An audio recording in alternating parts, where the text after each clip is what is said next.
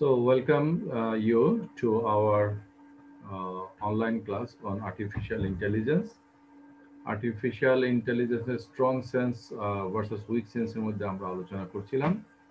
আমরা কিছু আর্গুমেন্ট আলোচনা করছিলাম। আজকে আমরা একটা নতুন আর্গুমেন্ট শুরু করব। সেটি হচ্ছে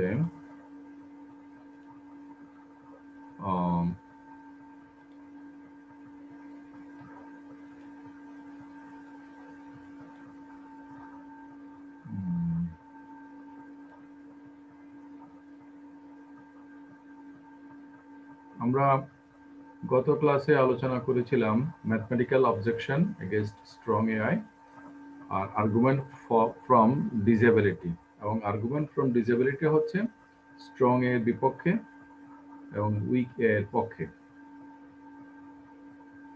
এরপরে আজকে আমরা আরেকটা আর্গুমেন্ট নিয়ে আলোচনা করব, সেটা হলো the argument from informality of behaviour. Okay, তাহলে আমার কথাবার্তা কি ক্লিয়ারলি শোনা যাচ্ছে? আচ্ছা স্যার। আচ্ছা, argument from informality of behaviour. এখানে প্রথমে আমরা টিউরিং টেস্টের কথা, যেটা তোমাদের মনে আছে, যে আমরা আইকিউ টেস্ট করার জন্য যে কোয়েশ্চেনগুলো করি, সেরকম কোয়েশ্চেনগুলোকে আমরা যদি কম্পিউটারকে করি, তাহলে কম্পিউটার কতটুকু উত্তর দিতে পারবে এবং উত্তর যাই দেখ না কেন সেটাকে আমরা কিভাবে মূল্যায়ন করব। Alan Turing computing machine and intelligence এই নামে একটা আর্টিকেল লিখে 1950-তে উনি এটা করেছিলেন। আমার কথা স্যার বোঝা যাচ্ছে স্যার, তার মনে হচ্ছে নেটের প্রবলেম। আচ্ছা, অন্তরা তোমার মনে হয় একটু নেটওয়ার্ক প্রবলেম, তুমি মানে আর একটু স্ট্রং নেটওয়ার্কে আসতে পারে কিনা দেখো। এনিওয়ে, তো অ্যালান টিউরিং এর যে টিউরিং টেস্ট, এটা নিয়ে আমরা যদি আলোচনা করি ইনফর্মালিটি অফ বিহেভিয়ার এর প্রসঙ্গে, মানুষের যে ইনফর্মাল বিহেভিয়ার এটা কম্পিউটারের মধ্যে ইনকর্পোরেট করা সম্ভব কিনা। তো হিউম্যান বিহেভিয়ার সম্বন্ধে বলা হচ্ছে যে it is too far complex, far too complex. একটা সিম্পল সেট অফ রুলস এর মধ্যে একটা কম্পিউটারের মধ্যে এটা আনা সম্ভব কিনা। তো কম্পিউটার কিছু রুল ফলো করে, সেই রুলগুলোর মধ্যে ইনফর্মাল বিষয়গুলোকে আনা সম্ভব হবে না, যারা স্ট্রং এর বিপক্ষে তারা বলতে চান। এই প্রবলেমটাকে তারা বলছেন যে দ্য কোয়ালিফিকেশন প্রবলেম। একটা সেট অফ লজিক্যাল রুলস এর মধ্যে, একটা সিস্টেমের মধ্যে সম্পূর্ণ বিষয়গুলোকে নিয়ে আসা, হিউম্যান ইন্টেলিজেন্টের যে ব্যাপারগুলো, এইটা মানে এটার ক্ষেত্রে একটা হলো কোয়ান্টিটেটিভ প্রবলেম, কতগুলো ডাটা আছে ইত্যাদি, আর একটা হলো ডাটাগুলোর যে ভ্যালু বা এগুলোর যে নরমেটিভ অ্যাসপেক্ট বা কোয়ালিফিকেশনের যে প্রবলেমটা, কোয়ালিটি যে অ্যাসপেক্টটা সেটা। তো আজকে আমরা যেটা আলোচনা করছি সেটার একজন প্রপোনেন্ট হচ্ছে হিউবার্ট ড্রাইফুস। তিনি এই বিষয়ে ধারাবাহিকভাবে অনেকগুলো লেখা লিখেছেন। আর্টিফিশিয়াল ইন্টেলিজেন্সের জন্য তারা একটা পজিশনকে আইডেন্টিফাই করেছেন, যেটাকে তারা ক্রিটিসাইজ করে, গুড ওল্ড ফ্যাশন এআই। তো এই গোফাই টার্মটাকে হিউজল্যান্ড নামক বা হফল্যান্ড আমরা বলতে পারি।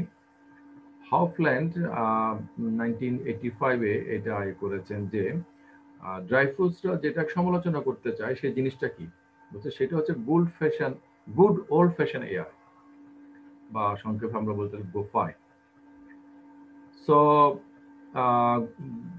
এটা অনুসারে যে যে মানে লজিক্যাল যে কোনো এজেন্ট, লজিক্যাল যে কোনো সিস্টেম, এখানে তোমরা দেখতে পাচ্ছ ভালনারেবল টু কোয়ালিফিকেশন প্রবলেম, কারণ সেটা একটা লজিকে চলে। আমি তোমাদের ক্লাসে এটা অলরেডি বলেছি কিনা আই এম নট শিওর, কিন্তু এটা খুবই গুরুত্বপূর্ণ প্রসঙ্গক্রমে তোমাদের বলে নিচ্ছি, তোমরা এটা মনে রাখবে বা টুকে নেবে, যে মানুষ তিনভাবে ডিসিশন নেয়। মানুষ লজিক্যাল ডিসিশন নেয়, মানুষ অপটিমাল ডিসিশন নেয়, মানুষ স্যাটিসফাইং ডিসিশন নেয়। তাহলে ওয়ান টু ওয়ান রিলেশনে কজাল চেইনে আমরা যে ডিসিশনগুলো নেই সেটা হচ্ছে লজিক্যাল ডিসিশন। আর একটা কিছুর পক্ষে বিপক্ষে অনেক কথা আছে, শক্তিশালী দুর্বল, এসব কিছু মিলে সামগ্রিকভাবে আমার কাছে কি মনে হয় সেটা আমি একটা যদি ডিসিশন নিই সেটাকে আমরা বলতে পারি অপটিমাল ডিসিশন। আর মানুষ এমন সময় কিছু মানবিক সিদ্ধান্ত নেয়, বিশেষ করে তার নৈতিক এবং আবেগের জায়গা থেকে, যেটা তার জন্য অপটিমাল ডিসিশন না, লজিক্যাল ডিসিশন না, কিন্তু সেটা তাকে স্যাটিসফাই করে, এবং এগুলো অনেক সময় কন্ট্রাডিক্টরি হয়ে থাকে। যেমন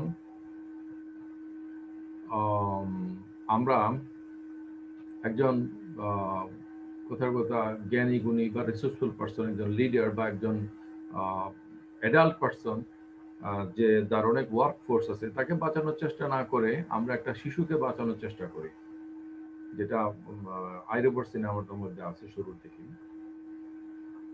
তো এটা একটা ইমোশনাল ডিসিশন, এটা স্যাটিসফাইং ডিসিশন, এটা কোনো লজিক্যাল ডিসিশন না। একজন প্রফেসর সারা জীবন তিনি পড়াশোনা করেছেন এবং তার সকল সম্পদ দিয়ে তিনি অবসর জীবনে একটা লাইব্রেরি তিনি গড়ে তুলেছেন। সেই লাইব্রেরিতে পড়তে আসে একটা মেয়ে, ইয়াং। এক পর্যায়ে সে জানতে পারলো এই মেয়েটা হচ্ছে যে তারই মেয়ে, তার আপন কন্যা। কারণ ইয়াং বয়সে সে একটা মেয়েকে ভালোবাসতো, যার সাথে তার কিছুদিন সম্পর্ক ছিল। সেখানে একটা কন্যা শিশুর জন্ম হয়েছিল। দেখা গেল যে এই মেয়েটা হতো সেই মেয়েটা। তখন মেয়েটার সাথে এমনভাবে সে ইমোশনালি কানেক্টেড হয়ে পড়ে যে মেয়েটারই কোনো একটা প্রয়োজনে সে পুরো লাইব্রেরিটা বিক্রি করে দেয়।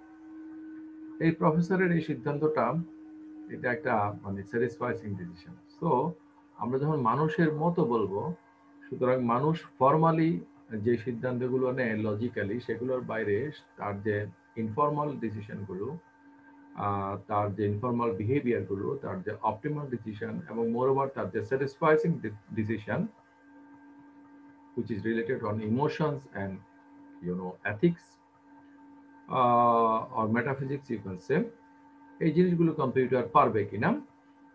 ড্রাইফুস বা এরা বলছে যে না, কম্পিউটার এগুলো পারবে না, দে আর ভালনারেবল। কারণ একটা ওপেন এন্ডেড ডোমেইনের মধ্যে তোমাদের সেকেন্ড আরেকটা জিনিস মনে রাখতে হবে, সেটা হচ্ছে যে আমি আগেও বলেছি এটা, আমরা যখন একটা ঝুড়ির মধ্যে কি কি আছে এটা চিন্তা করি বা একটা এরিয়া ঠিক করে আমরা কাউন্ট করার চেষ্টা করি, ইট ইজ কাউন্টেবল। কিন্তু আমরা যখন কোনো এরিয়া ঠিক না করে একটা কিছু এনগেজ হয়, তখন এটা কিন্তু আনকাউন্টেবল। কথার কথা আমরা যদি বলি এই রুমের মধ্যে কি কি আছে, এটা হলো ক্লোজ এন্ডেড ক্লাস, আর এই রুমের মধ্যে কি কি নাই, এটা হচ্ছে ওপেন এন্ডেড ক্লাস। এই ধরনের ওপেন এন্ডেড ডোমেইনের ক্ষেত্রে আমরা প্রবাবিলিটি কি ইউজ করি, প্রবাবিলিটি রিজন কি ইউজ করি। এইটা আর্টিফিশিয়াল সিস্টেমগুলো কতটুকু পারবে সে ব্যাপারে ড্রাইফুস যারা, তারা সন্দিহান।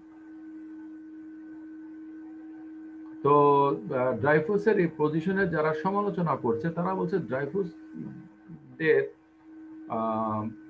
যে সমালোচনা, সেটা আসলে আর্টিফিশিয়াল ইন্টেলিজেন্সের ইম্পসিবিলিটি না, বরঞ্চ সেটা ডেভেলপমেন্ট বা মানে এটার ফিল্ড অফ ডেভেলপমেন্ট কি হবে সেটা নিয়ে। ক্রমান্বয়ে আমরা সেটা আলোচনা করব। ড্রাইফুস বলতে চাচ্ছে যে মানুষের জ্ঞানের মধ্যে কতগুলো হলিস্টিক কনটেক্সট কাজ করে, ওভারঅল জীবন ও জগতের সামগ্রিক বাস্তবতা নিয়ে আমরা কাজ করি। আমাদের মধ্যে কিছু ব্যাকগ্রাউন্ড লেভেলে কিছু জিনিস কাজ করে, যে ব্যাকগ্রাউন্ড লেভেলের বিষয়গুলোকে একটা কম্পিউটারের মতো একটা ফর্মাল সিস্টেমের মধ্যে আনা সম্ভব। যেমন একজনকে আমরা কিভাবে স্যালিউট করব, কিভাবে গিফট দিব, কিভাবে তার সাথে বিহেভ করব, which one will be appropriate, সেটা আমরা মনে করি যে দৈনন্দিনভাবে হ্যাঁ আমরা তো করছি, কিন্তু সেই বিষয়গুলোকে যখন আমরা রেপ্লিকেট করতে যাব একটা আর্টিফিশিয়াল সিস্টেমের মধ্যে, তখন আমাদেরকে এত বেশি ডাটা ইনপুট করতে হবে যে সেইটার পরিমাণ এবং সেটার কোয়ালিটি আসলে ইনডিটারমিনেট, যার কারণে তাদের ধারণায় যে এটা করা সম্ভব হবে না। কারণ আমাদের মতো করব, আমরা আসলে যে কিভাবে করি সেটা নিয়ে আমরা নিজেরাই খুব একটা অ্যাওয়্যার না। আমরা অনেক সময় যেন ইনস্টিংটিভলি অর ডাইরেক্টলি করি। হ্যাঁ, এখানে একটা চেস মাস্টারের উদাহরণ বলা হয়েছে যে আমরা একটা চেস খেলার সময় একটা কিভাবে গুটিটা চালবো, আমরা কিভাবে মুভ নিব, সেটা আমরা চিন্তা করি। আর যারা গ্র্যান্ড মাস্টার চেস প্লেয়িং বলতে পারো, সেখানে তারা দেখা মাত্র বলতে পারে যে হ্যাঁ এটা হচ্ছে এটা, এবং কিভাবে যে সে ভাবছে এটা নিয়ে সে আসলে অ্যাওয়ার্ড থাকে না, এটা তার সাবকনশিয়াস লেভেলে কাজ করে।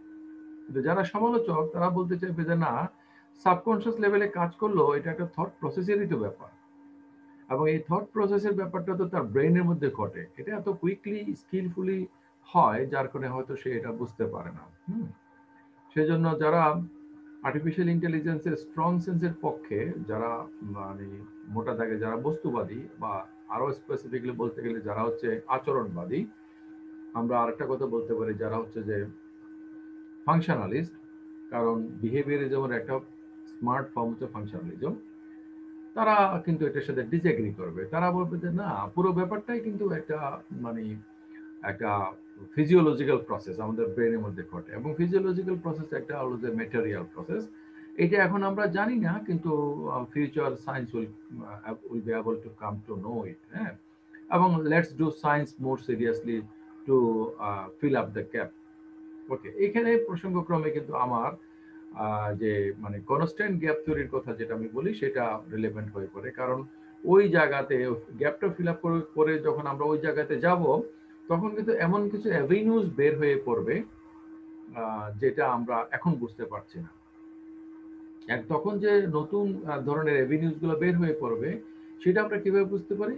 কারণ অতীতে আমরা যখন মনে করতাম যে এই কাজগুলো করলে হিউম্যান লেভেলে পৌঁছে যাবে, কিন্তু হিউম্যান লেভেলটা কিন্তু ইন্ডিমেন্টে কিন্তু শিফটিং হয়ে গেছে, যার কারণে গ্যাপটা কনস্ট্যান্টে থেকে যাবে। যেভাবে করে আমরা কখনোই মানে এমন কোনো জায়গায় পৌঁছতে পারবো না যেখানে আকাশ দিগন্তের সাথে মিশে গেছে।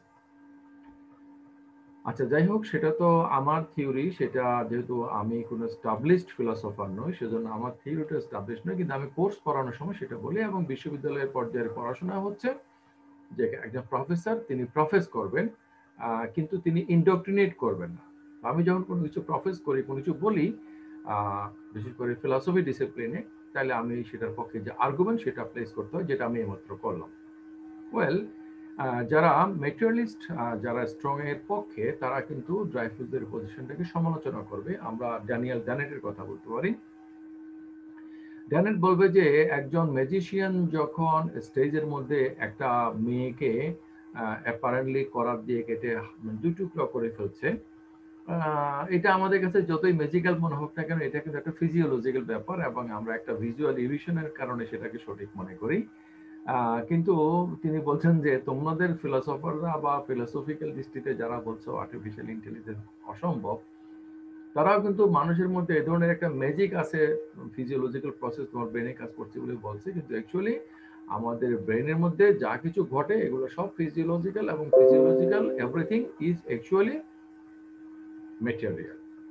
ওকে, এটা ড্যানিয়েল ড্যানেটের বক্তব্য, আমি এখানে রিড আউট করলাম না, এখানে লেখা আছে, তোমরা পড়ে নিতে পারো।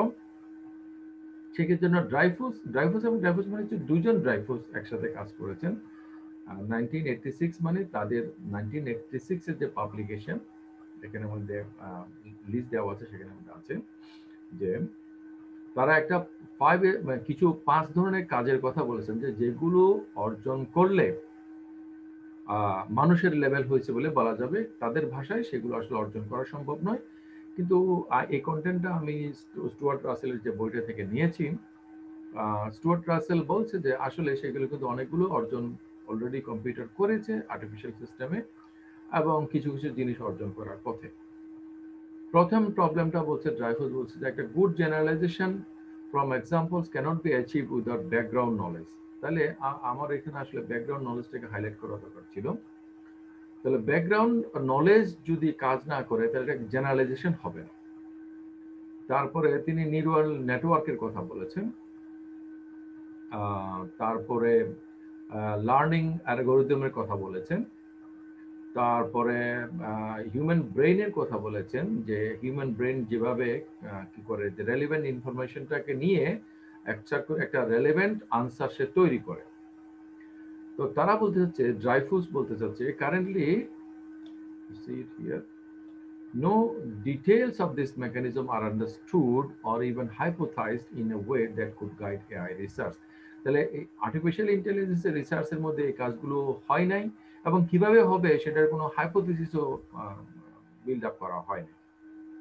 আচ্ছা, এখানে স্টুয়ার্ট রাসেল বলছেন যে অ্যাকচুয়ালি ব্যাপারটা সেরকম নয়, বরং এই background common sense knowledge, qualification problem, uncertainty, learning, compile forms of decision making, তারপরে এইসব বিষয়গুলো বলছে এগুলোকে একটা স্ট্যান্ডার্ড ইন্টেলিজেন্ট এজেন্ট ডিজাইনের মধ্যে অলরেডি নিয়ে আসার চেষ্টা করা হচ্ছে এবং এই অবজেকশনগুলো যেগুলো ড্রাইফুস তুলছে সেই অবজেকশনগুলো আসলে আর্টিফিশিয়াল ইন্টেলিজেন্সের যে প্রোগ্রেস কি কি বিষয় করতে হবে সেটার একটা মানে দিক নির্দেশনা।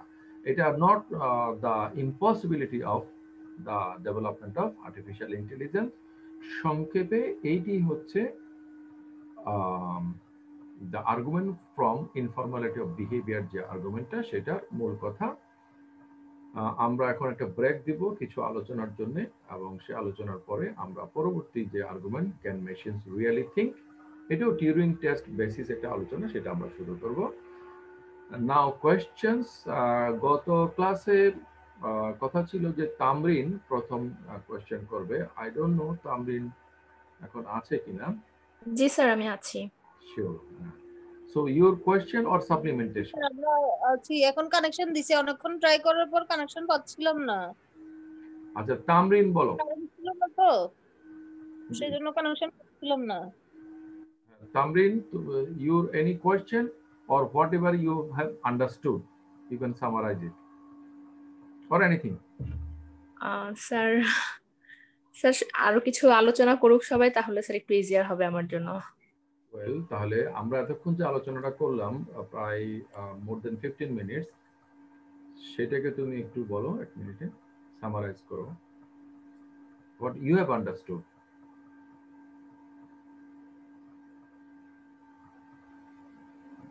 Tamrin. জি স্যার।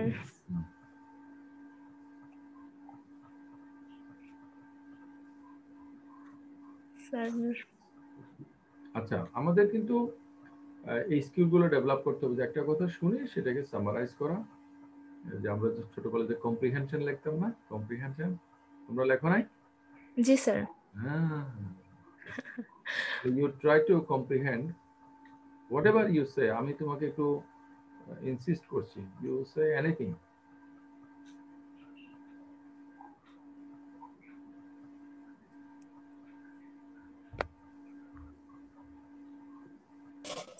স্যার ওকে স্ক্রিনটা দিয়ে একটু হেল্প করলে বোধহয় ভালো হতো, একটু স্ক্রিনটা দিয়ে হেল্প করলে ভালো হতো।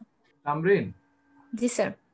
তাহলে তোমার সাথে আলোচনাটা পেন্ডিং থাকলো। আমরা নেক্সটে আলোচনা করে যখন আবার কোয়েশ্চেন আনসারে আসবো তখন তুমি বলবে, so you note down our next discussion. Okay, এখন একটু ফলো করো। জি স্যার। আর এরপরে আমি আমার আছে শান্তনা কামাল আছে?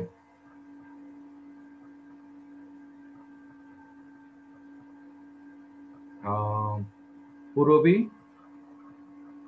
কি আজকে ক্লাসে আছে? স্যার ও তখন বলতেছিল যে নেট প্রবলেমের জন্য ও মেবি কানেক্ট হতে পারছে না। ওয়েল, অন্তরারও তো নেট প্রবলেম, তাই না?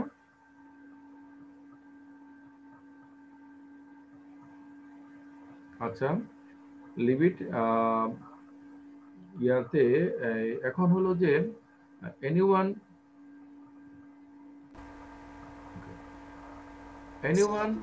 anyone who has any question?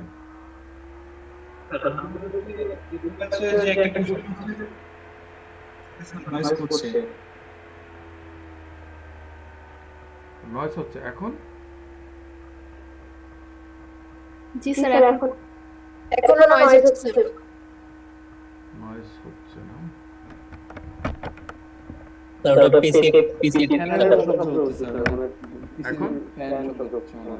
এখন না স্যার, আচ্ছা, হোল্ড অন, একটু আমি মাইক্রোফোন ইউজ করি।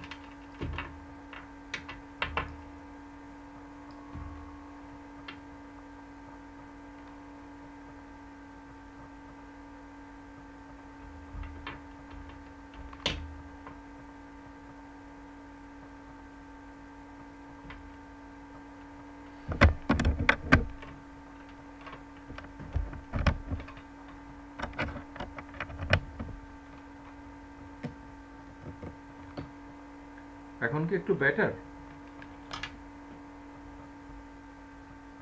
Hello, same sir, same as before. Yes sir sir ওটা পিসির সমস্যা তো, স্যার এখন ঠিক আছে স্যার। স্যার এখন মাসুদ আবার ভাইয়ের ঠিক কথাগুলো হয়েছে। খুব ক্লিয়ার শোনা যাচ্ছে। আমার কাছে তো ঠিক আছে। আচ্ছা আচ্ছা, সজীব কি বলছিলে?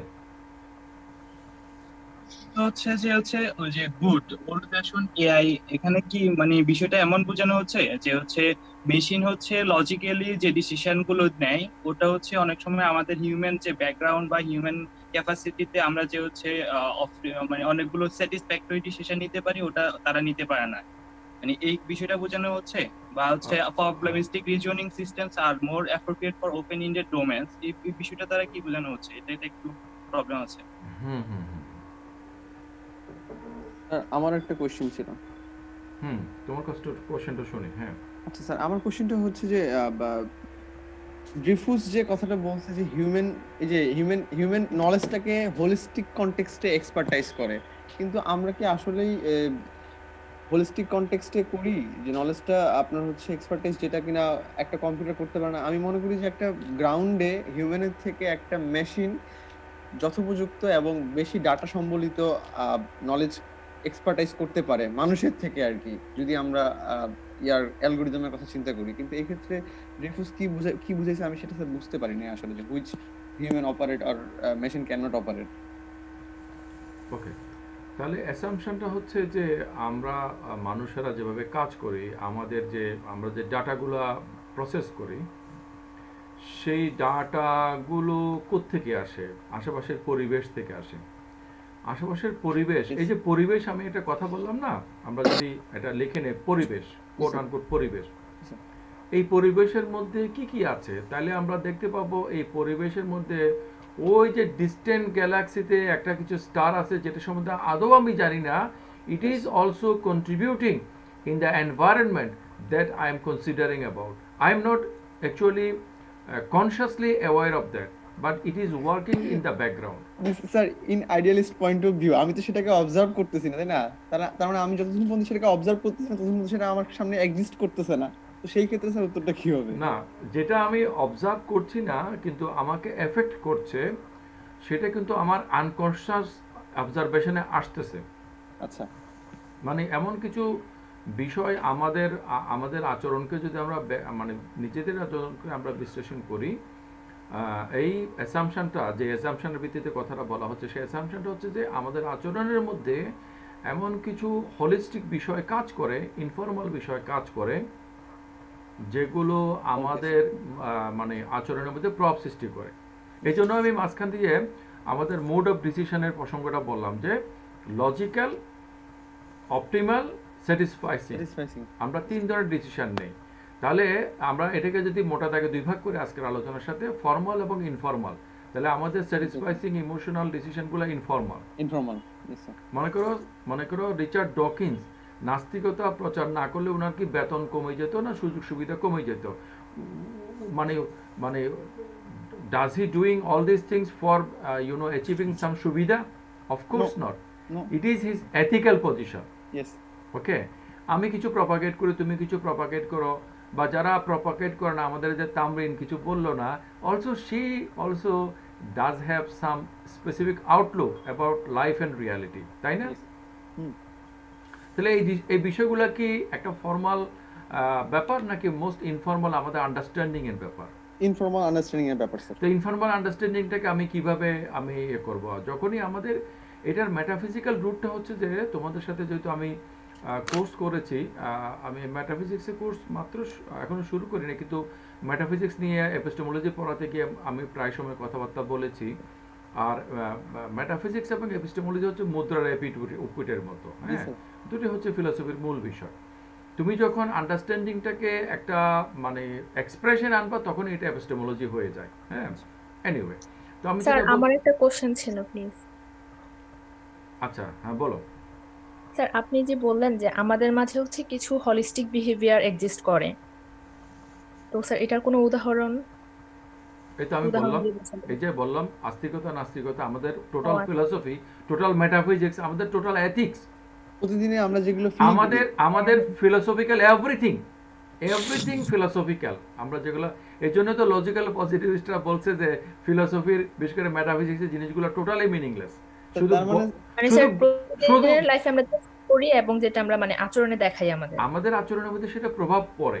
প্রভাব মনে পড়ে। করো মনে করো তুমি কাউকে বাদ দিয়ে দিলা, যেই মুহূর্তে বাদ দেওয়ার কাজটা সম্পন্ন হলো সেই মুহূর্ত থেকে উল্টা করে তোমার তার জন্য মায়া লাগা শুরু হলো। কেন কেন কেন এটা হয়? তুমি একজনকে শাস্তি দিছো, একটা বিচারক একজনকে শাস্তি দিছে, ওই যে রবীন্দ্রনাথের একটা ইয়ে আছে না যে মানে মানে দণ্ডদাতা দণ্ডিতের জন্য কাঁদে, হ্যাঁ, সেটাই হলো ন্যায় বিচার।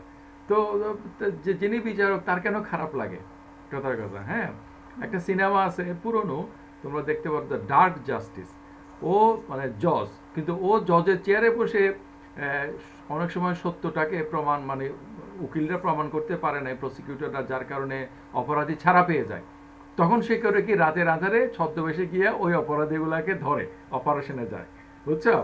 তো খুব মজার একটা ইয়ে ডার্ক জাস্টিস। আমরা ছোটবেলায় আমাদের বিটিভিতে সপ্তাহে একটা করে ইংরেজি সিনেমা দেখাইতো এপিসোড হিসেবে, হ্যাঁ, প্রতি রোববারে সম্ভবত।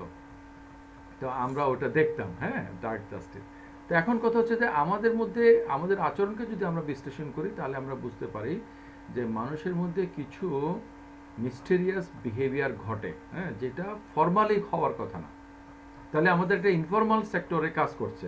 তো ইনফর্মাল সেক্টরে যেগুলো কাজ করছে সেগুলো তো একটা ওপেন এন্ডেড ক্লাসের মধ্যে প্রবাবিলিস্টিক সিদ্ধান্ত নেই। এখন তোমরা জানো কিনা জানি না, আমি তো আস্তিকতা নাস্তিকতা নিয়ে কাজ করি। মুক্ত বুদ্ধি চর্চা কেন্দ্র নামে আমি একটা মানে সেন্টারও গড়ে তোলার চেষ্টা করছি, সেন্টার ফর ফ্রি থটস। এটার একটা ওয়েবসাইট আছে, freethoughts.darshan.com। তোমরা এটা জানলে অবাক হয়ে যাবে যে জগতের সেরা নাস্তিকতা যিনি প্রচার করেন, 4 হর্সম্যান অফ এথিজম, কথার কথা রিচার্ড ডকিন্স, উনি কিন্তু নিজেকে নাস্তিক বলে না, উনি নিজেকে অ্যাগনস্টিক বলে। মানে ওনার একটা নাস্তিকতার স্কেল আছে, আমার একটা পোস্টার আছে আমি বানাইছি, ওখানে উনি বলছে যে আমি হচ্ছি ডিফেক্টো নাস্তিক, হ্যাঁ, কিন্তু 100% নাস্তিক যেটা মানে does not exist for sure, হ্যাঁ, এই পজিশনটা কিন্তু ডকিন্সের পজিশন না, হ্যাঁ। তার মানে হচ্ছে যে আমরা একটা প্রবাবিলিস্টিক সিদ্ধান্ত নেই, ওকে, হ্যাঁ। গড থাকতে পারে, এটা পেনরোজও মনে করে যে হ্যাঁ গড থাকতে পারে, কিন্তু আমি একটা ডিবেট দেখছিলাম উইলিয়াম লেন ক্রেগ এবং রোজার পেনরোজের মধ্যে মুখোমুখি বসে 1.5 ঘন্টা। আমাদের এখানে এসব প্রচলন নাই, হ্যাঁ। তোমরা কখনো দেখো না যে মোজাম্মেল হক তার বিপরীত কোনো মতাদর্শের লোকের সাথে বসে মুখোমুখি কথা বলছেন মডারেটরের মাধ্যমে, হ্যাঁ, কথার কথা মাহফুজ মডারেট করছে, হ্যাঁ, মোজাম্মেল স্যার মাহফুজের কথায় থেমে যাচ্ছে, হ্যাঁ। এগুলো কিন্তু বিদেশে অহরহই হচ্ছে, লোকেরা টিকিট কেটে পয়সা দিয়ে এগুলো দেখতে যায়। এরকম একটা ডিবেটের আমি দেখলাম যে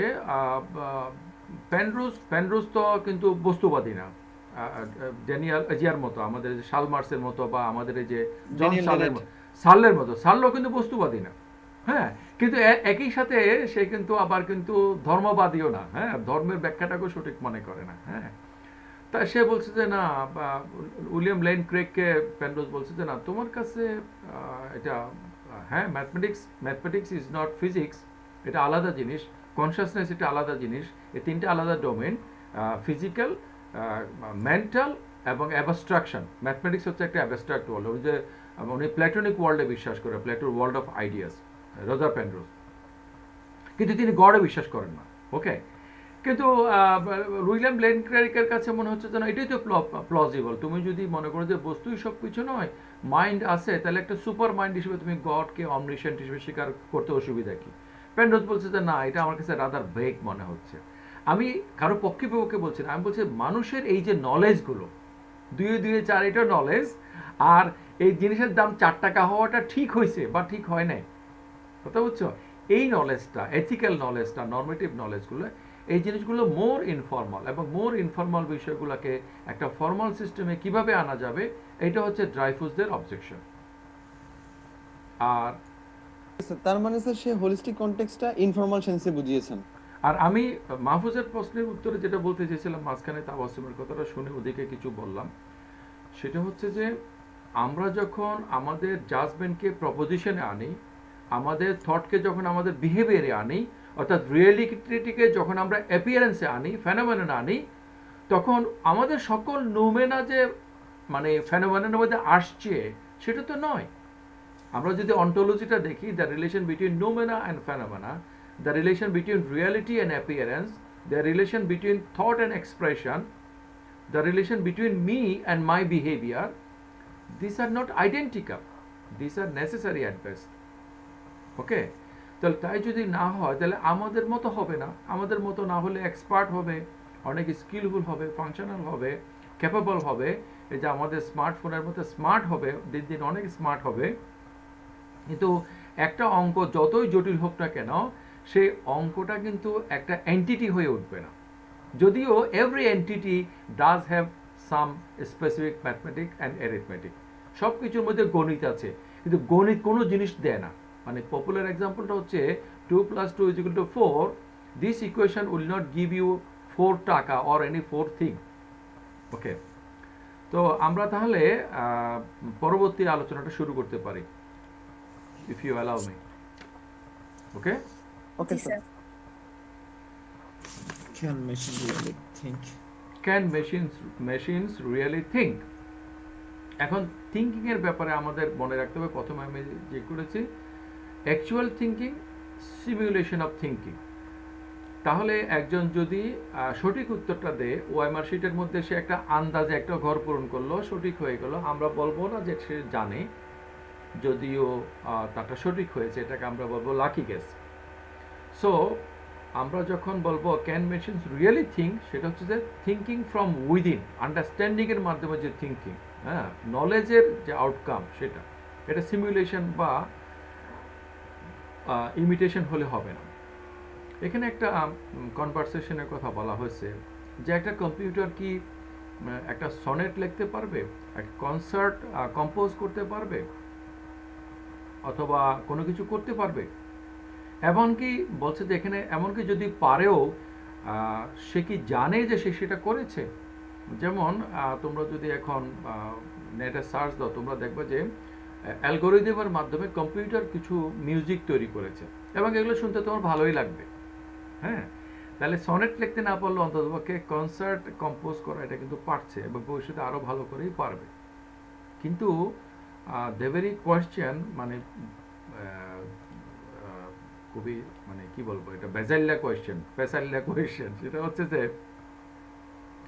আমি অঙ্ক করছি, অঙ্কটা আমি বুঝছি অথবা বুঝতেছি না, অঙ্কটা কি বুঝে যে সে একটা অঙ্ক, মেশিনটা কি বুঝে সে একটা মেশিন? হ্যাঁ, এই প্রশ্নটার উত্তর কি হতে পারে তোমরা চিন্তা করো। আচ্ছা, তাহলে বলা হচ্ছে যে মানে এখানে একটা কনসাসনেসের একটা ব্যাপার আছে। হ্যাঁ, মেশিনের মধ্যে সে কনসাসনেসটা আছে কিনা, সে বিহেভ করে, কিন্তু সে যে বিহেভ করছে এটা নিয়ে সে কনসাস কিনা। যদি না হয় তাহলে তো আমরা বলবো যে সে আসলে একটা এক্সপেরিয়েন্স করছে না, তার একটা মানে ইমোশনাল, তার যে একটা কোয়ালিটেটিভ অ্যাসপেক্ট সেটা হচ্ছে না, তার মধ্যে ইন্টেনশনালিটি কাজ করছে না, যেগুলো নিয়ে আমরা ফিলসফি অফ মাইন্ডে আলোচনা করেছি। তাহলে একটা চুম্বক যখন লোহাকে আকর্ষণ করে, বা আরেকটা চুম্বকের বিপরীত মেরুকে যখন আকর্ষণ করে, তখন চুম্বকটা কি জানে যে সে আকর্ষণ করছে? চুম্বকের কি লোহার প্রতি একটা লাইকিং আছে? চুম্বকের কি মানে মেয়েদের পরস্পরে যেরকম হিংসা থাকে, সেরকম একটা চুম্বকের নর্থ পোলের সাথে আরেকটা চুম্বকের নর্থ পোলের কি সেরকম কোনো রেশারেশি সম্পর্ক আছে, যার কারণে সে ডিস্ট্র্যাক্ট করে, অথবা অপোজিট পোল হলে সে অ্যাট্রাক্ট করে?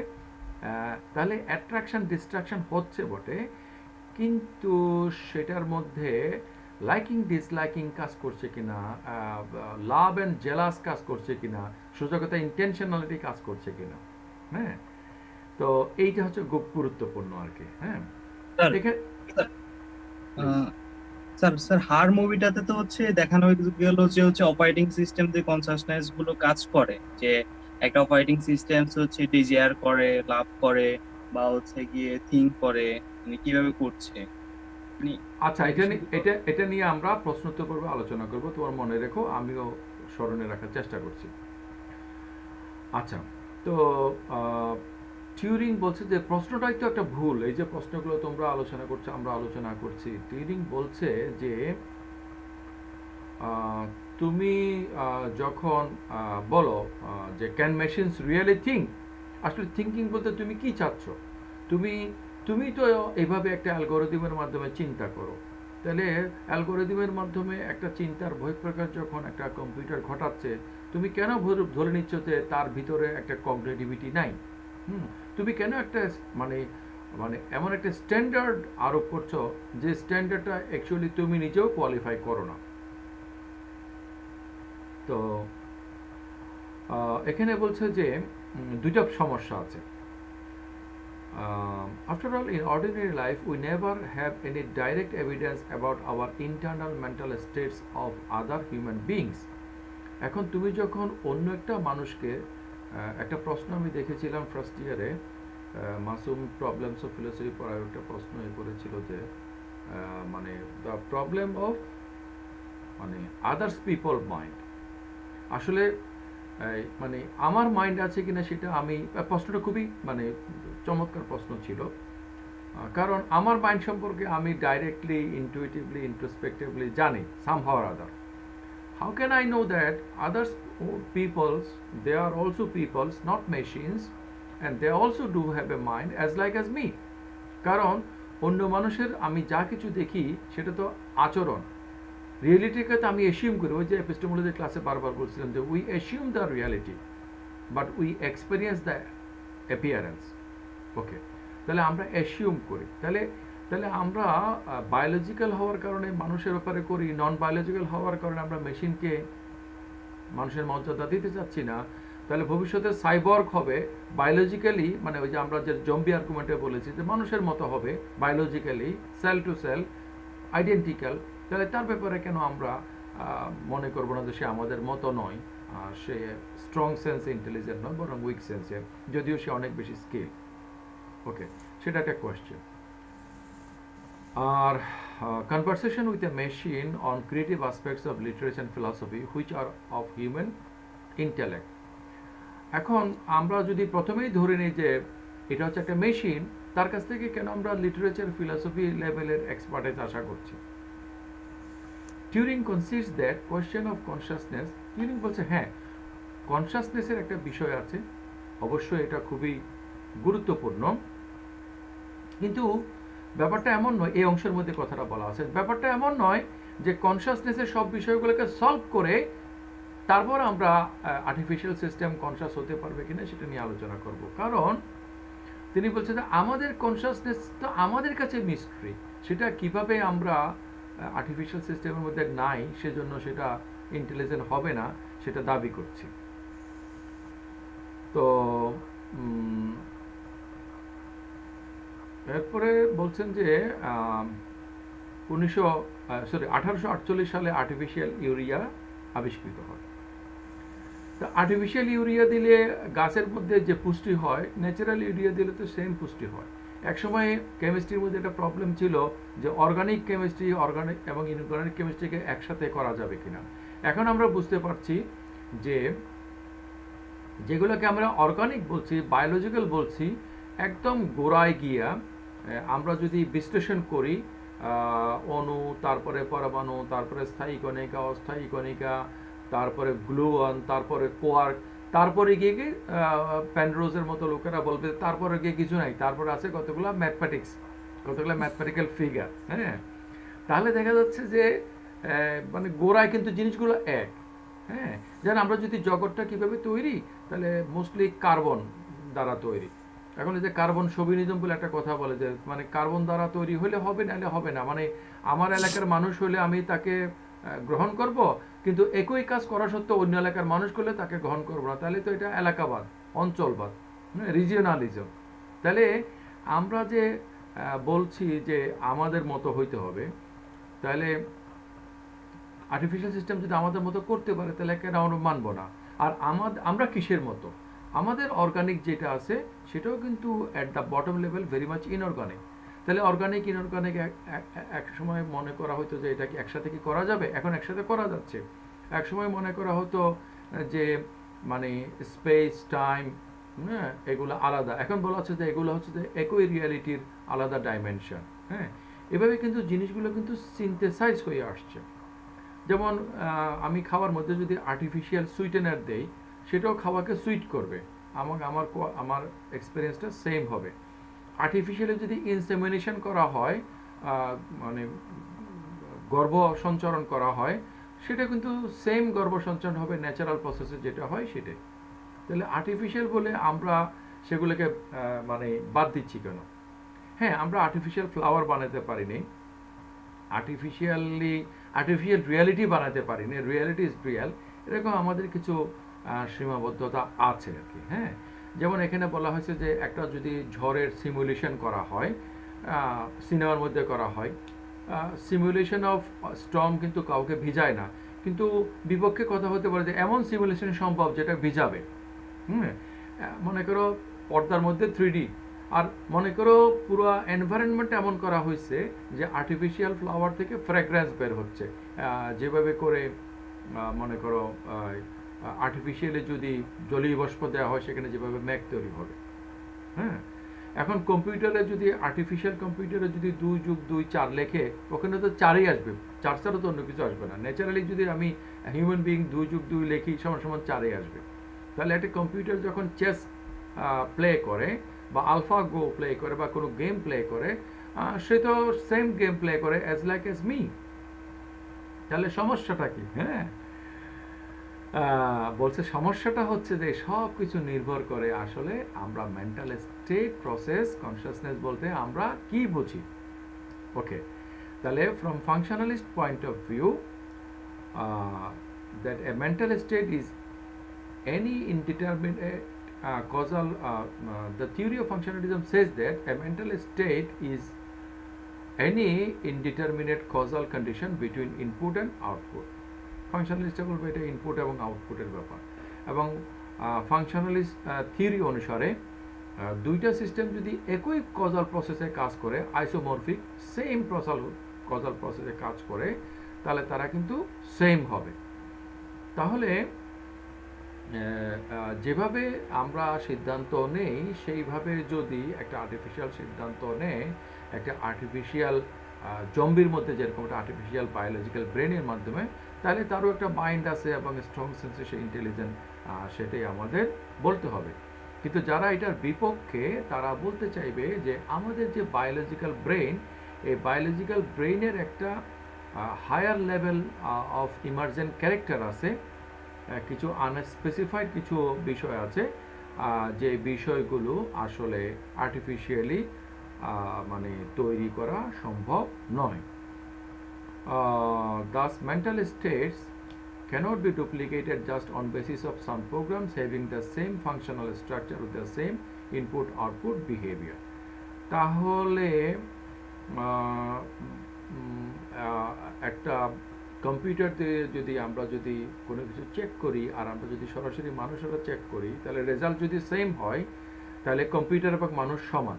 এই যে যুক্তিটা বলা হচ্ছে, এই যুক্তিটা আসলে সঠিক নয়, কারণ রেজাল্টকে যদি আমরা বেস করি এটা সমান, কিন্তু যেই প্রসেসে আমি পেয়েছি সেই প্রসেসটা কিন্তু সমান নয়।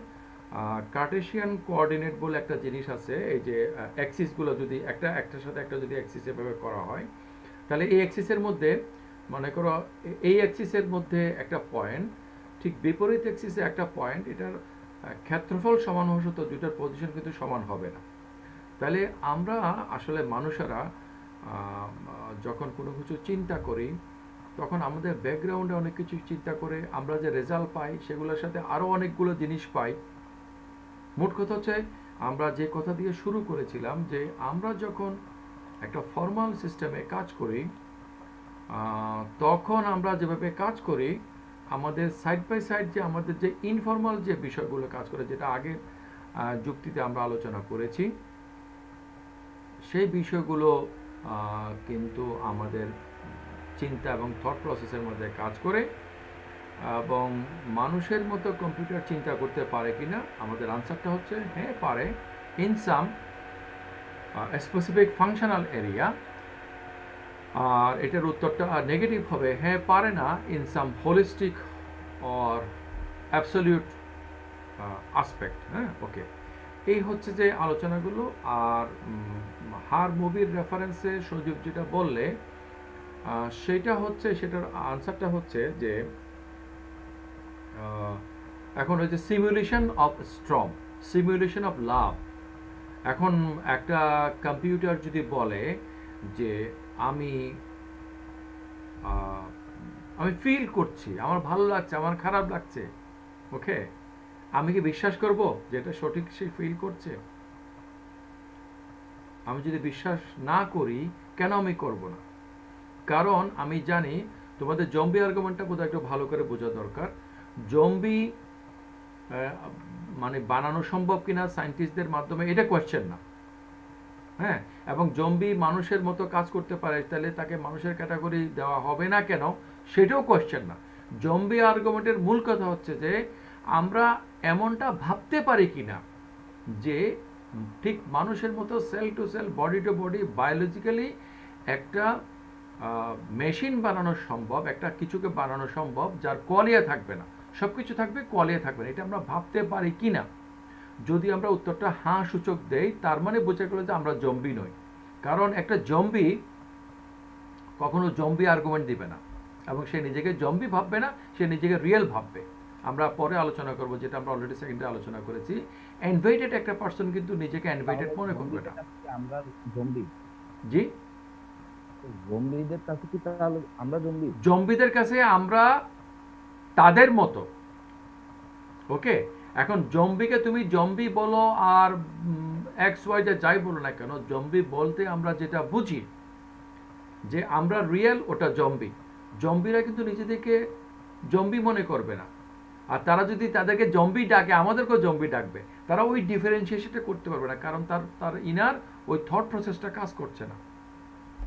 স্যার, জম্বিরা যে মনে করবে আমরা তাদের মতো, এটা আপনি কিভাবে জানলেন? জম্বিরা যে তাদের মতো মনে করবে, এটা আমরা কিভাবে জানি? যেমন যেমন আমাদের যে পিঙ্কি আমাকে একটা প্রশ্ন করছিল যে বাঘ যখন খেয়ে জাবর কাটছে, তখন সে ফিলোসফিক্যাল কন্টেম্পলেশন করছে না, আমরা কিভাবে জানবো? হ্যাঁ, এইটা দিস ইজ দ্য পাওয়ার। অন্তরাবোধের প্রশ্নটা করেছো। জি sir. This is the power of philosophy, and you have that power, the power of argumentation, the power of logic. Okay, তোমরা মাপামাপির ক্ষেত্রে দেখো যে আজকাল যে ডিজিটাল স্কেলে মাপে, একসময় ফিতা ধরে মাপতো, অনেক লম্বা চেইন থাকতো, ফিতা থাকতো। এখন কিন্তু ফিতাতে, এখন কিন্তু জিওমেট্রি ব্যবহার করে। ওকে, তুমি যদি কর্নারটাকে ফিক্স করতে পারো, কতটুকু দূরে গিয়ে এটা কতটুকু হাইট হবে, এটা তুমি পাহাড়টাকে তোমাকে চেইন দিয়ে মাপতে হবে না, জিওমেট্রি দিয়ে তুমি মাপতে পারো। তেমনি করে আমাদের চিন্তার কতগুলো সূত্র আছে যেগুলো দিয়ে আমরা বুঝতে পারি। সেটা হচ্ছে কি অ্যানালজি, বা তোমরা যেটাকে বলো সিলোজিজম, বা আমরা বলি ইনফারেন্স। আমরা ইনফারেন্স করতে পারি, সেটা হচ্ছে যে মানে পশুরা আমাদেরকে কিন্তু পশুই মনে করে, পশুরা কিন্তু আমাদেরকে মানুষ মনে করে না। আমরা কিভাবে জানি? আমরা জানি ওই আমাদের ওই চিন্তার সূত্রকে কাজে লেগে। সে যে চিন্তার সূত্র কি, যে প্রত্যেকের জ্ঞান হচ্ছে তার মেটাফিজিক্স দ্বারা ডিলিমিটেড। সে যেরকম তার জ্ঞানটা হবে সেরকম, তার এথিক্সটা হবে সেরকম। আমি একটা পোস্টার বানিয়েছি যেটার মধ্যে আমি লিখেছি যে মেটাফিজিক্স ডিটারমাইন্স এথিক্স। ওকে, তাহলে এনভাইটেড যে আছে সে নিজেকে কিন্তু এনভাইটেড মনে করবে না, কারণ সে তো কনফাইন্ড। কুয়ার মধ্যে যে ব্যাংকটা আছে, সেই ব্যাংকটা কিন্তু কুয়াটাকে কুয়া মনে করবে না। আমরা যারা বাইরে আসি, from holistic point of view আমরা দেখতেছি, আমরা বুঝতেছি যে এটা হচ্ছে কুয়া, ওটা হচ্ছে সাগর। ওকে, তাহলে কেউ যখন একটা বৃত্তের মধ্যে, ইনকমপ্লিটনেস থিওরাম যেটা বলছে, কেউ যখন একটা বৃত্তের মধ্যে কনফাইন্ড থাকে এবং বৃত্তের বাইরে যাওয়ার যদি তার কোনো সুযোগ না থাকে, সে কখনো বুঝবে না যে এটা একটা বৃত্ত এবং এটা ছোট বা বড়। তা আমরা যারা কনফাইন্ড হয়ে আছি, ট্রুম্যান শো বলে একটা সিনেমা আছে, তোমরা যদি কখনো দেখো, হাইলি ফিলোসফিক্যাল। ওখানের মধ্যে ওইটা এখন একটা আর্টিফিশিয়াল লাইফ সে সারা জীবন ইয়ে করে আসছে, মানে ওই জগতের মধ্যে সে ছাড়া বাকি সবই আর্টিফিশিয়াল, শুধু সেই হচ্ছে ট্রু। হ্যাঁ, ওকে। এখন আমরা মানুষরা কিভাবে বুঝবো যে আমরা এনসার্কেল বা এনভাইটেড নয়?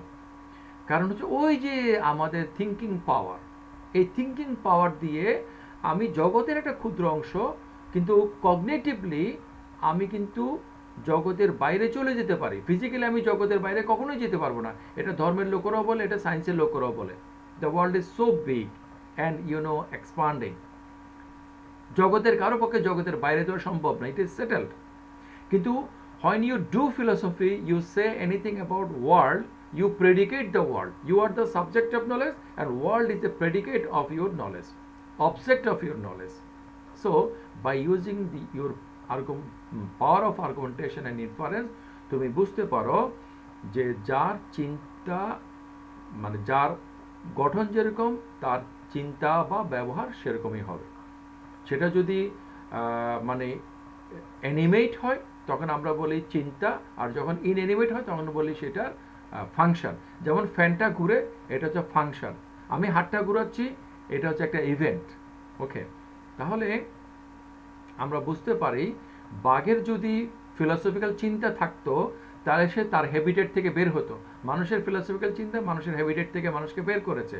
মানুষের ফিলসফিক্যাল চিন্তা মানুষকে তার ইনস্টিংক্টকে দমিয়ে রাখার একটা পর্যায় পর্যন্ত ব্যবস্থা করেছে, which is the base of our society, which is the base of our civilisation.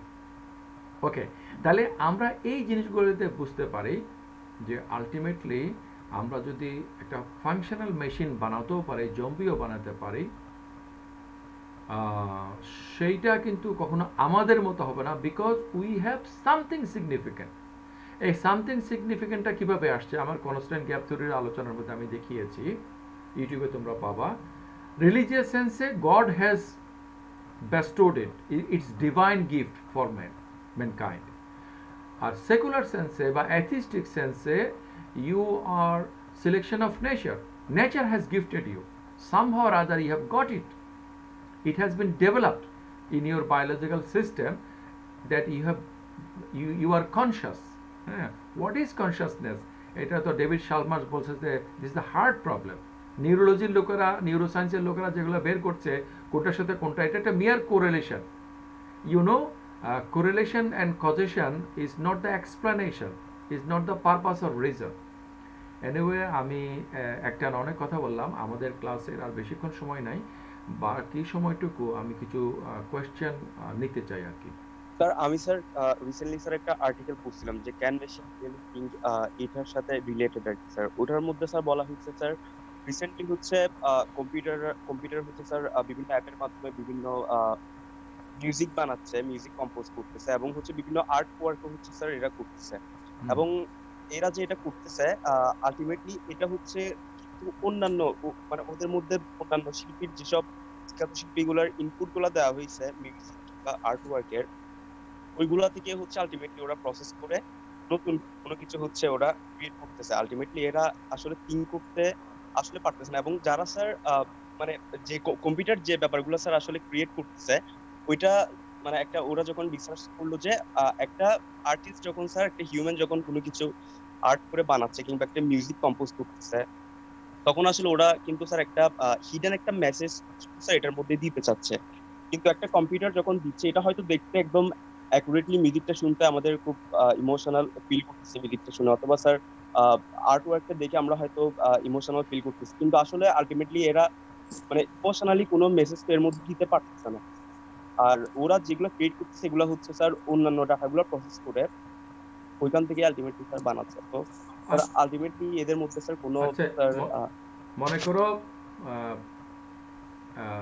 একজন আর্টিস্ট একটা ছবি এঁকেছে, ওকে স্যার, এখন ওই ছবিটাকে কম্পিউটারে স্ক্যান করে এগুলোকে ডাটাবেসে করে একটু সেটাকে ব্যাসকম করে বা অনেকখানি ব্যাসকম করে কিছু করলো। এখন মানে ধরো ডিপ থট অথবা আলফাগো গেমের ক্ষেত্রে যে ইয়াকে হারাইছে একটা মেশিন, একটা চেস মনে করো ক্যাসপার যে হেরে গেছে, এখন যে জিতছে সে কি জানে যে সে জিতছে? যে কম্পোজটা করছে, যে মিউজিক্যাল কম্পোজিশনটা করছে সে কি জানে যে সে করছে?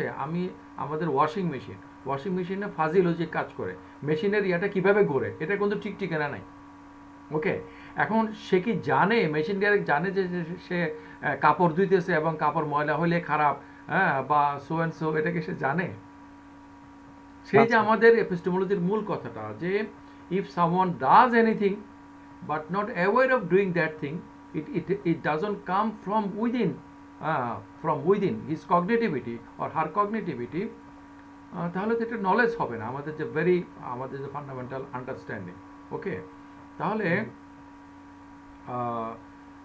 মনে করো এই জন্য যে প্রথমেই আসছে যে the simulation and the actual thinking and simulation thinking, এই যে পার্থক্যটা, ওকে। তো সেইটা আসলে আমরা দেখি অনেক বেশি ফাংশনাল ক্যাপাসিটি অর্জিত হবে, কিন্তু আলটিমেটলি আমি গত ক্লাসে যেটা বলেছি যে একসময় শহরগুলোতে কি বলে জানি পোস্ট, ওই যে রবীন্দ্রনাথের ছোট গল্পের মধ্যে আছে যে সন্ধ্যার সময় হানিকেন একটা রেখে যায়, হ্যাঁ, সিটি কর্পোরেশনের লোকেরা, হ্যাঁ, এটা এর মধ্যে আমরা নিজেরাও ছোটবেলায় এই ধরনের ল্যাম্প পোস্টগুলো দেখছি, ল্যাম্প পোস্ট বলে, ল্যাম্প বসানোর পোস্ট, হ্যাঁ, আমরা নিজেরাও দেখেছি, হ্যাঁ, ছোটবেলায়। ওয়েল, এখন তো ইলেকট্রিসিটি এসে গেছে গা, তাহলে ল্যাম্প পোস্টের জন্য যারা ছিল সবাই কিন্তু বেকার হয়ে গেছে, তাদের জবলেস হয়ে গেছে। কিন্তু জব কি গেছে? এখন যে সফটওয়্যার ইন্ডাস্ট্রি ডেভেলপ করেছে, আমার কনস্ট্যান্ট গ্যাপ থিওরি আলোচনার মধ্যে আমি দেখিয়েছি, এখন যে সফটওয়্যার ইন্ডাস্ট্রি ডেভেলপ করেছে, এখন যে নানা ধরনের বিজনেস ডেভেলপ করেছে, সফটওয়্যার ইন্ডাস্ট্রি তো একটা উদাহরণ, এরকম যে আরও নানা ধরনের যে করেছে সেগুলো তো একসময় ছিল না। এখন মনে করো এখন আমাদেরকে ট্রান্সপোর্টগুলো নিয়ে যায়, কিন্তু একসময় ট্রান্সপোর্ট ব্যবস্থা যখন উন্নত হবে তখন আমরা দ্রুত চলে যাব, তাহলে ট্রান্সপোর্টের লোকের সব বেকার হয়ে যাবে। কিন্তু আমরা যেই কাজে যাচ্ছিলাম সেই কাজটা কিন্তু অনেক বেশি স্পিড আপ হবে, প্রোডাকশন অনেক বাড়বে, ওকে। তো সো আমাদের পক্ষে কখনো এটা ভাবিতে হওয়া উচিত না যে একটা অঙ্ক জটিল হতে হতে একসময় সেটা একটা মানে কনশাস এন্টিটিতে পরিণত হবে। ইট ইজ ইম্পসিবল, হ্যাঁ। যেমন ইম্পসিবল যে বললেন, এখানে একটা অবজেকশন আছে, আমার ছোট একটা অবজেকশন আছে স্যার। অবজেকশন হচ্ছে এরকম যে আমাদের কনশাসনেস আছে, আমরা বুঝতে পারছি আমাদের কনশাসনেস, এবং অন্যান্য প্রাণীগুলোরও কিন্তু কনশাসনেস আছে, যেমন মাছি, তারপর হচ্ছে গরু, ছাগল, এদেরও কনশাসনেস আছে, কিন্তু এরা জানে এদের কনশাসনেস কি লেভেল সেটা কি আমরা কিন্তু ডিফাইন করতে পারবো না, কারণ আমাদেরকে তাদের হইতে হবে যদি আমরা এটা বুঝতে চাই, আমরা এটা ডিফাইন করতে পারবো না। সুতরাং আমাদের হিউম্যান কনশাসনেসের খাতিরে বা ক্ষেত্রে সেটা দিয়ে সেটাকে স্ট্যান্ডার্ড ধরে আমরা অন্যান্য প্রাণী বা ইভেন মেশিনের ক্ষেত্রেও আমি কনশাসনেসের স্ট্যান্ডার্ডটা যাচাই করতে পারি না। আচ্ছা, একটা রেডান্ডেন্সি হয়ে যায় না? ডেভিড শালমার্সের ওই টেড টকটা তোমরা দেখে নিও, 15-20 মিনিটের, 18 মিনিটের বোধহয়, ওখানের মধ্যে উনি বলছেন যে প্যানসাইকিজম একটা আনসার হতে পারে। উনি বলছেন যে কেন আমরা কোয়ালিয়া ফিল করি, তিনি বলছেন যে সব কিছুর মধ্যে কিন্তু মানে কিছু কনসিয়াসনেস আছে, মানে সাইকোলজিটা, সাইকিজমটা সব কিছুর মধ্যে আছে, এবং এটা আমাদের ইসলামিক রিলিজিয়নে তো বারবার করে কোরআন শরীফে আছে যে সাব্বাহা লিল্লাহি মা ফিস সামাওয়াতি ওয়াল আরদ ইউসাব্বিহু লিল্লাহি মা ফিস সামাওয়াতি মা ফিল আরদ। বলা হচ্ছে একটা কাপড় যখন ময়লা হয়ে যায় এটা রুহটা দুর্বল হয়ে পড়ে, এটাকে পরিষ্কার করে ধুয়ে নিলে এটা আবার রুহটা তাজা হয় এবং আরও বেশি জিকির করতে থাকে। যাই হোক, এটা একটা মেটাফিজিক্যাল সেন্সে, সেটা হচ্ছে যে কনসাসনেস সব কিছুর মধ্যে। ইভেন ড্যানেটের মতো বস্তুবাদী লোকও বলেছে যে কোয়ালিয়া, প্রোটোকোয়ালিয়া তোমাদের ফিলোসফি মাইন্ডে পড়াইছিলাম যে অ্যাট দ্য ভেরি লেভেলে গিয়া সেটা হচ্ছে যে একটা মানে একটা একেবারে মানে একটা বস্তু ডেভয়েড অফ কোয়ালিয়া। তো ডেভয়েড অফ কোয়ালিয়া কীভাবে কোয়ালিয়া হয়ে উঠলো, এটা ড্যানেটের আমরা সমালোচনা করেছি যে 0 থেকে কীভাবে 1 হবে। আমরা কাউন্ট করি 0 থেকে 1, আসলে 0টাকে আমরা অ্যাসিউম করি, জগতে 0 বলে কোনো কিছু নাই। 0 সংক্রান্ত আমার যে আলোচনা বা আমার যে ফিলসফি সেটার একটা ফাইন্ডিংস হচ্ছে 0 একটা metaphysical entity, anyway as like S infinity. Anyway, তো আমরা 0 অনেকগুলা 0 থেকে তো একটা 1 হবে না, হ্যাঁ। তাহলে কিন্তু এই কোয়ালিয়ার কথা কিন্তু ড্যানেট বলেছে, একটা কাউন্টার আর্গুমেন্ট হিসেবে বলেছে, আর ডেভিড শালমার্স কনসাসনেসের কথা বলেছে। সেজন্য আমরা যখন কনসাসনেসের কথা বলি এটা হিউম্যান লেভেলকে বোঝাই। আমরা যখন বুদ্ধির কথা বলি, অন্যান্য প্রাণীর মধ্যে বুদ্ধি আছে, তাদের মধ্যে ইভেন আবেগ আছে, অনুভূতি আছে, অনেক কিছুই আছে, কিন্তু আমাদের লেভেলে যে আমাদের পারফেকশন, হ্যাঁ, আমাদের গ্রস লেভেল অফ পারফেকশন, সেইটা আর্টিফিশিয়াল ইন্টেলিজেন্স, আর্টিফিশিয়াল বা মানে আদার দেন হিউম্যান কোনো কিছুর মধ্যে নাই। আর হতে পারবে কি না এটা নিয়ে ফিলোসফাররা আলোচনা করছে। দেখো ফিলোসফাররা কত দূরের বিষয়গুলো নিয়ে আলোচনা করছে, আর আমাদের ফিলোসফাররা আমাদের নাম বলে আর বিব্রত করতে চাই না, কাকে জানে জিজ্ঞেস করার কথা ছিল, আমাদের ফিলোসফাররা কিন্তু অতটা সাহসী উঠতে পারে নাই। হ্যাঁ, আমি চাচ্ছি যে তোমাদেরকে প্রফেট মোহাম্মদ সাল্লাল্লাহু আলাইহি ইসলামকে দ্য অ্যাঞ্জেল গ্যাব্রিয়েল, জিবরিল আলাইহিস সালাম যেটা করেছিলেন সেটা করার জন্য। কি করছিলেন? হেরা গুহার মধ্যে যখন ওনাকে পড়তে বলছেন, উনি বলছেন আমি পারে না, তারপরে ধরে একেবারে চিপ্পা ঝাঁকাইয়া ওনাকে মানে একটা নাস্তানাবুদ করে দিছে। হ্যাঁ, তারপর থেকে পারা শুরু করছে। তো আমাদের মানে আমার এরকম মেয়ে সহকারী থাকবে, সে মেয়েদেরকে এরকম করে মানে ঝাঁকাই দিবে, আর আমি নিজেই ছেলেগুলোকে ঝাঁকাই দিব। এখনো আমার গায়ে অনেক শক্তি। Thank you very much. আমরা আচ্ছা, পরবর্তী ক্লাসে লেকচারে আমরা আলোচনা করব 3 থট এক্সপেরিমেন্ট, এর মধ্যে mind body relation, behaviour argument, এবং আরেকটা হলো ব্রেন প্রসেসেস আর্গুমেন্ট, যেটা সালের সাথে মোরাবেকের হয়েছে বলে তোমাদের বলেছিলাম। এগুলো খুব চমৎকার এবং সহজ, আশা করি তোমরা এনজয় করবে।